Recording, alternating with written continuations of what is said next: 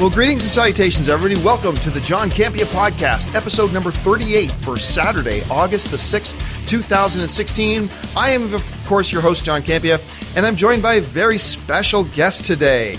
Another Campea. Ann Campea is with me today. Hi, Ann. It's the better Campea is actually the appropriate term. Is that the correct articulation for the title, the yes, better Campea? Not the other Campea, it's the better Campea. It is the better Campea. I stand corrected. So everybody from now on, you know when you're putting into your notes, when you're listening to the show, it's not Ann Campea. It is either A Cakes or the better Campea. Yes, that's correct. Thank you for getting that right. Well, I've had people asking me to have you on the show. Yay. So I thought it'd be good to have you in here, let people get to know who you are a little bit. Okay. And understand what makes you tick and us tick, I guess. And some people, I think it's really more just a matter of some people want to understand what kind of woman could possibly live with this guy. A crazy one. I'm actually really crazy. But before we get into Ann Campea depths, I'm going to talk a little bit about this. So, I've talked about Suicide Squad before. I saw it. I liked it. I acknowledge it's got tons of problems. I feel a lot of the same way as I do about Batman versus Superman is that, look, there are problems with the movie. There are definite things wrong with the film. And yet I still think it's an enjoyable movie. And I had fun watching it. And I took Ann to see it for the first time last night. Ann hasn't seen it yet. So I was really curious. I mean, I remember thinking, I said to you in the car on the way down, I said, I think you're going to like this movie. I think this is the kind of movie that you're going to enjoy. And anyway, and then we were walking out of the theater and we were quiet. Because often you're just trying to make your way through the mass of humanity, so you're not chatting too much. And I said, so what did you think? And the first thing you said to me was, do you really want to talk about it right now? I'm like, oh no, she hated it. But I know you saw it. What did you think about the movie? Well, I mean, I had my doubts as to whether I would enjoy it or not, but I really did enjoy it. I thought it was a lot of fun. I thought that the critic and fan ratings were so far apart from each other that I had to see for myself whether I would like the film or not. And I walked away actually enjoying it. So I think whether the story was great, which in my opinion, there was no story. And I know we talked about that after. Very little story to it, yeah. But I did like the characters. I liked the character mix. I liked the interaction. I like that it was a very different film from any superhero villain film that we've seen either come out from Marvel Studios or even DC. Yeah, it was very unique. It was very unique. And I like that David Ayers took the chance to really try to just go for it with this one. So I have to respect that he took a chance on it. He took a chance on doing something crazy and something really out there and something bright and something loud. And for me, it worked. Yeah, and we went with a couple of friends last night. And I couldn't tell whether they liked it or not. I couldn't either. I think it's one of those things where she might have liked it a little bit, and I got a feeling that he didn't. Right. I think you kind of gauge what the group consensus is when you walk out of the theater normally, and you don't want to be that one person that's like, I hated that movie so much, while 90% of the group is saying they loved it. So I could tell that perhaps the gentleman that came with us probably didn't like it as much as the rest of us, but it had its moments. The audience was different too, because I could tell the person sitting in front of me hated the movie. I could just tell the person sitting in front of me hated the movie. But there was this woman sitting beside me, and I could tell she was loving the movie. And I kind of caught that vibe walking out of the theater too. You could hear half the people grumbling and half the people going, wow, that was so cool. This is a very divisive film. I think a lot of people, and it's one of those movies where it all kind of depends on which things hit you harder. Do the weaknesses of the film hit you harder? The lack of story, the narrative structure wise, it's a mess and all that kind of stuff. Or do the positive things about the film hit you harder in this particular case? The Joker stuff, the Harley Quinn stuff, the characters themselves, the chemistry between the characters. And it'll really all depend on per person which one in this particular case weighs more heavily for you. And it'll be different for every movie. Like you could see another movie that has the same strengths and same weaknesses, but the weaknesses may outweigh the strengths. And then you see another movie that has the same strengths and same weaknesses, but the strengths outweigh the weaknesses. I mean, It really all depends. I think it's just that kind of movie.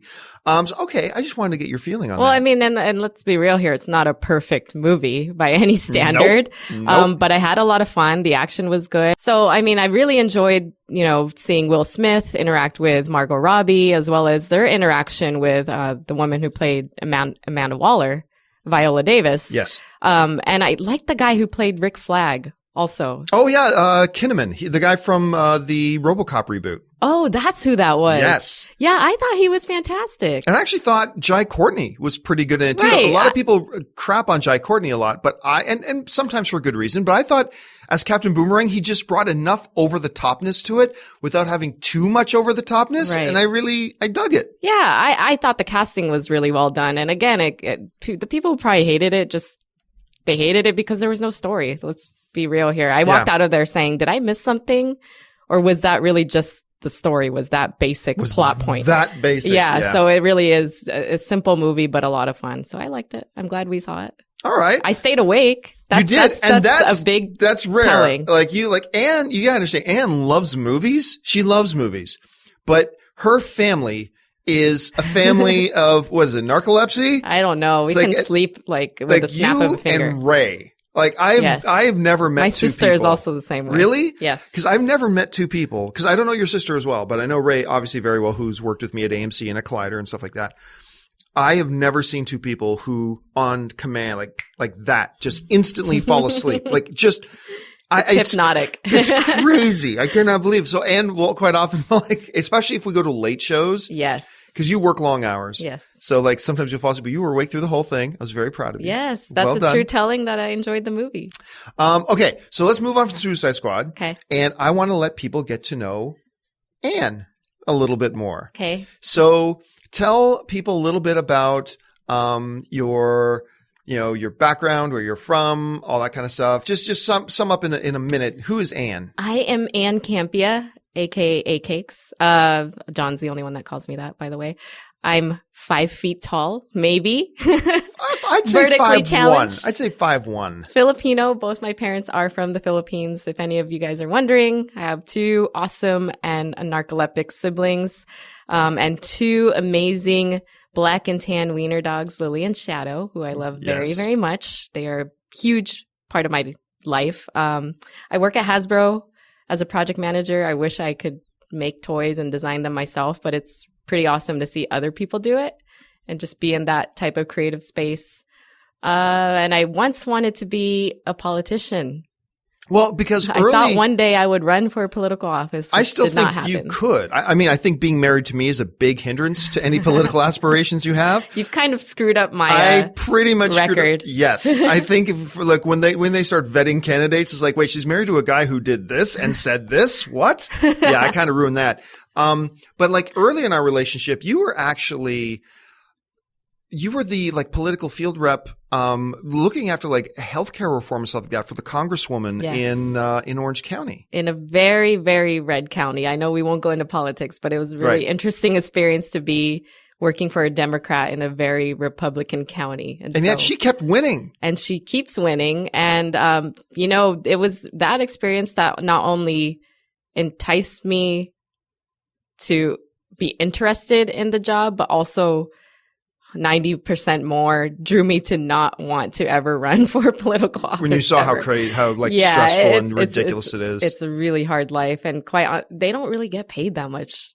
I think that some people think, oh, you're a president or whatever, and you get paid you're a congresswoman, tons of money. You're a senator. You really don't get paid that much, and it's a lot of hours. But I am super happy where I am. Hasbro has been a fantastic company, and John gets all the toys. I get so many toys because Ann is this bigwig at Hasbro, so I get toys. John gets a lot of gifts. So our apartment is almost like a 12-year-old boy's dream come true because of all the toys and games and everything that I get to bring home. I like to think of my life as a 12-year-old's dream come true, to be honest.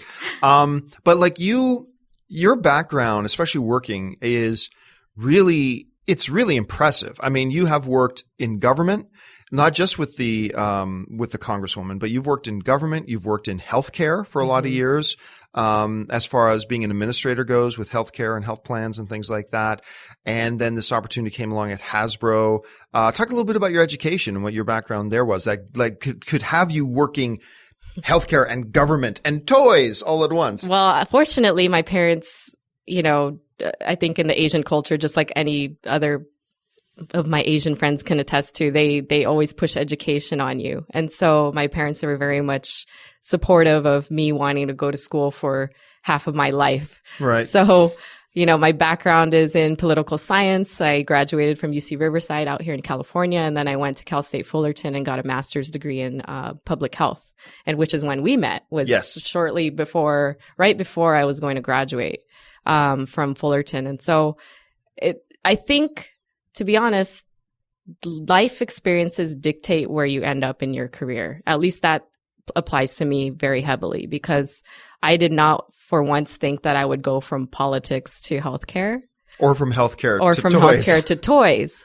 But, like I said, it's those life experiences. So I was an intern very early on for an assemblyman, and I thought, politics is amazing. You can make so much changes in your community and just make a difference in the people that live, that surround you.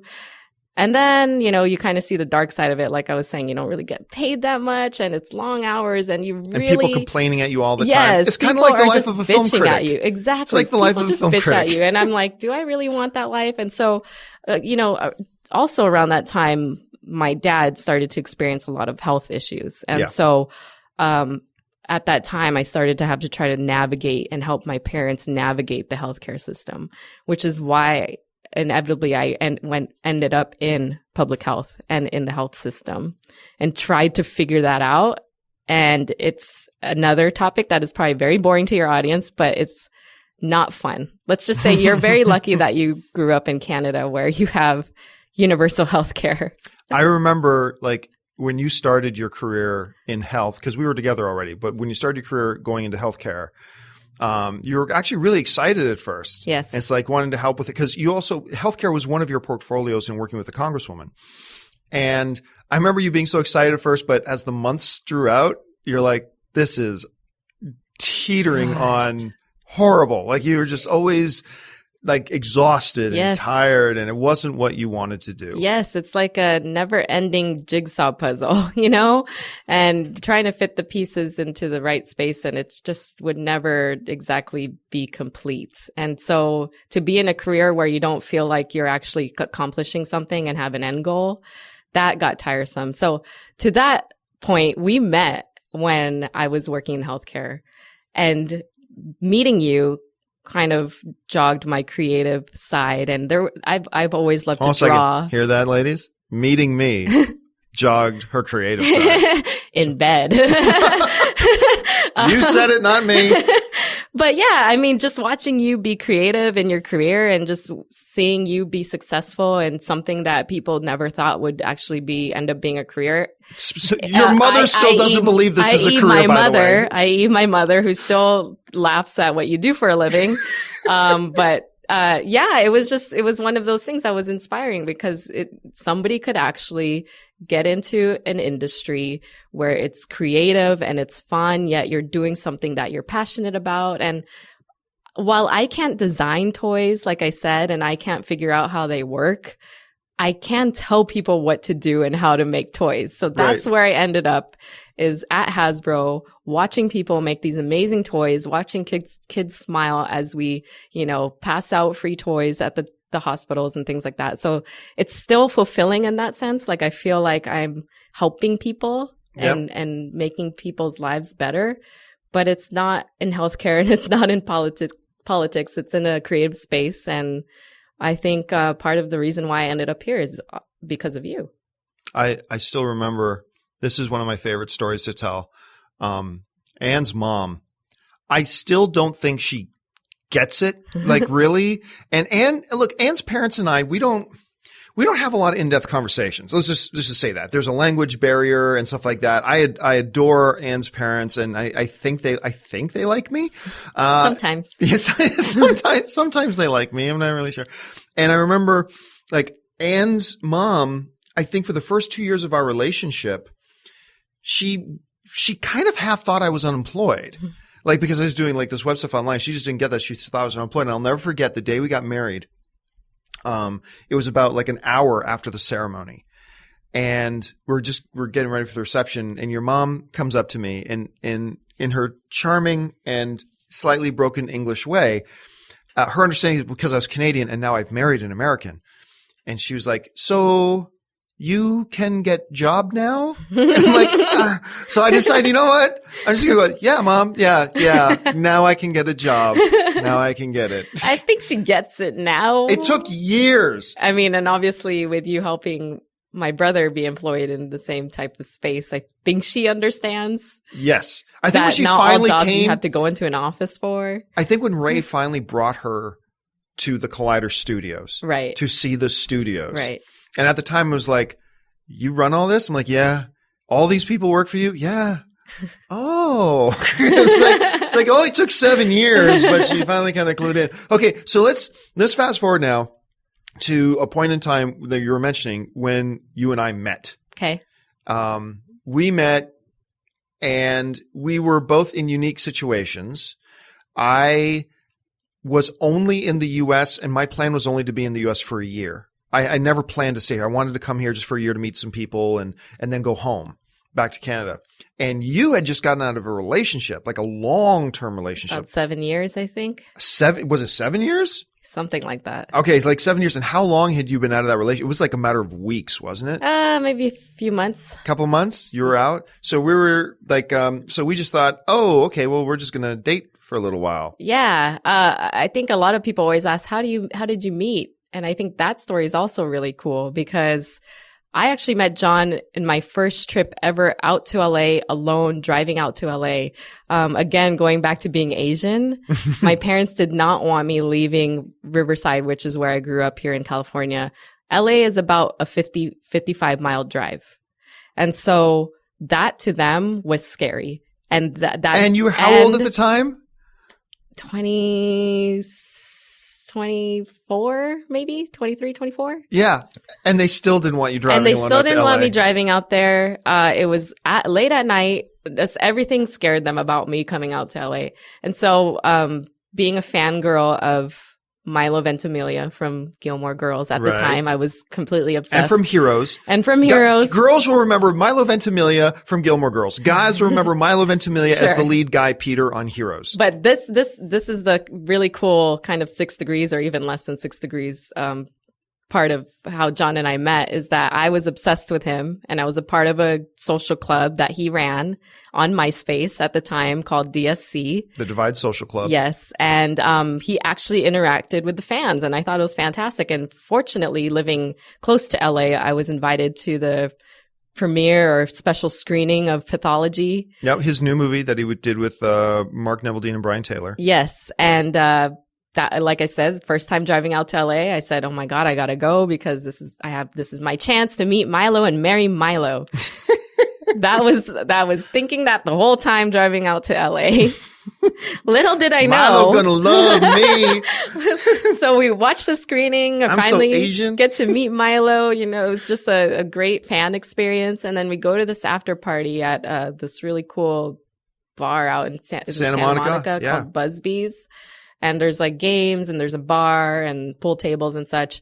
And I think you and I met and that was it. Very, very briefly. It might have been a, hey, I'm John. Hey, I'm Ann. I think a friend of mine was kind of zeroing in on you that night. Yes. We won't say who. We will not disclose. There's a friend of mine who was kind of zeroing in on you that night. So I was just like, oh, hey, how you doing? Yes. So, and John was having fun himself. If you even look up, I think he still even has photos of that evening where he was standing with beautiful women that were half naked. You know, I spent most of the evening with Alyssa Milano that night. Oh, okay. Yeah, well, even again, beautiful woman. So John was preoccupied, but the following week, John actually had Milo on his... Oh, it wasn't the following week. It was like 24 or 48 hours later. Oh, was it? Yeah, it was like the next day. Okay. Because I had the two directors and Milo come on my show. Okay. And was it the movie blog at the time? It was still the movie blog. Yeah, okay. I was doing the show for the movie blog. So get onto the movie blog to see Milo on my show. On his show. It's a live stream. Yep. So there's you're able to call in and ask questions. Yes. I log in, no joke, probably an hour before your show is going to start. I logged in. I didn't know that. I called in and was waiting, and I was the first caller to ask a question. Got to ask a question, and I think from there that would probably be our second interaction. Yep. Together, and then I left a comment on your Then the Movie blog post. I just want the world to know. I just want the world to know Ann made the first move. I did not. You totally did. No. You so did. Let's go back to the story. Okay. So your again, version of the story. In my mind, I'm still on the path to marrying Milo Ventimiglia. Yeah.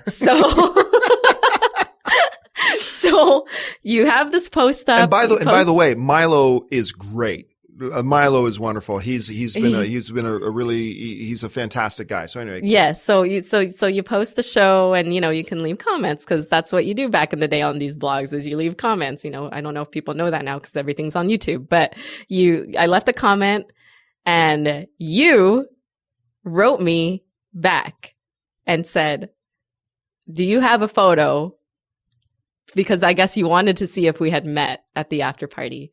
And that was the initial exchange, was me sending you the photo of me. And then I remember you sending me the photo, but I remember the initiation of that a little bit different, Miss Campea. I think if you put us in a lie detector test, I would win. That's how I thought you were going to say. I thought you would say, if you stood us side by side and said which one of these two hit on the other, you would clearly think it was the mongrel from Canada who was hitting on the young Asian girl, the hot Asian girl. But we started dating. Yeah. I remember us saying, this is probably going to be temporary because you're just out of this long-term relationship. And I was only going to be here for a year. Yep. And then 2 years later, we got married. Was it 2 or 3? It was 1 year later we moved in together. And 1 year after that, we because remember my rule was I want to date a girl for at least a year before I move in with them. And I want to move in and live with a girl at least a year before I get married to her. And that's what happened. We were together for a year. We moved into our house together. And then a year later, we got married in that same house. Yes. And that was our story. And for anyone wondering, aside from Pathology, because I would say we didn't know each other at the time, our very first movie that we ever watched together was 30 Days of Night. Yes. It's funny because I was talking to the director. I think it was David Yates directed. I can't remember now. But I was talking to the director of 30 Days of Night. And I told him, by the way, I got to thank you because you're one of the reasons that I have married to my wife today. Because look, dudes, I'm strategic.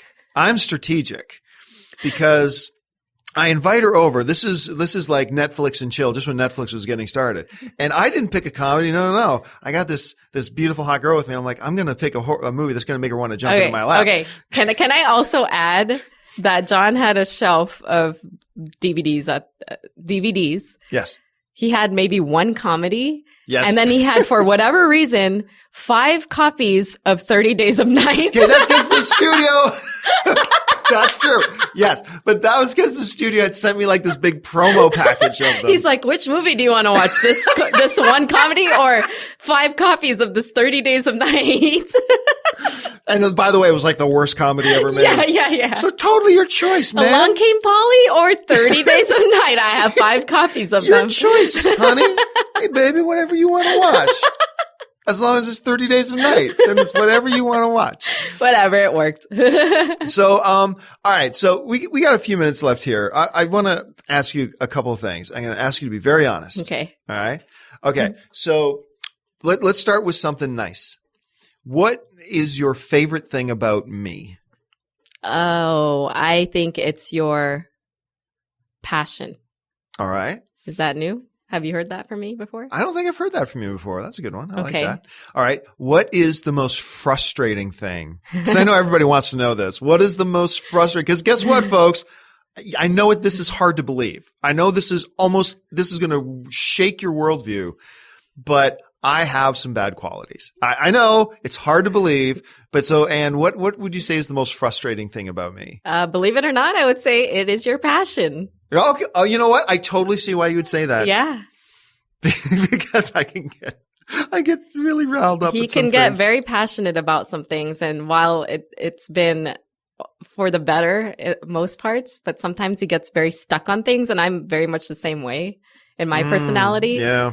That once John is locked in on something or he wants to do something, good luck trying to get him from not accomplishing it. And so and that's a good and a bad sometimes thing. it can be good and sometimes it can be bad. Yeah, I can think of times in my life that was frustrating. What is your favorite thing? If you had to pick, it's going to be hard to narrow it down to one. Okay, so what is one of your favorite elements or things about our relationship? I think it's simplicity. I think because of what you post or what photos I put on my Instagram or whatever, people seem to think we live this like glamorous Hollywood lifestyle. I get that all the time. It's so odd to me because our favorite thing to do is go home and watch TV or HGTV and eat chocolate.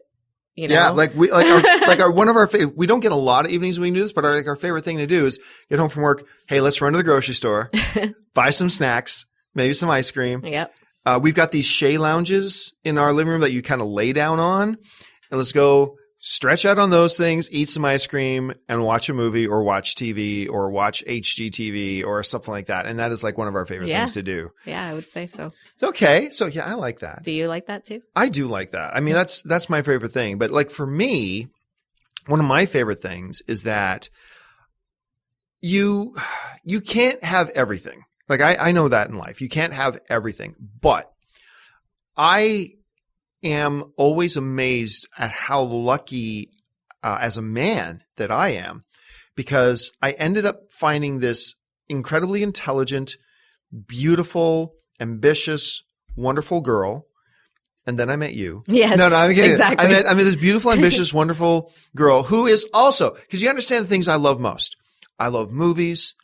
I love sports. I love, I love MMA. I love laughing.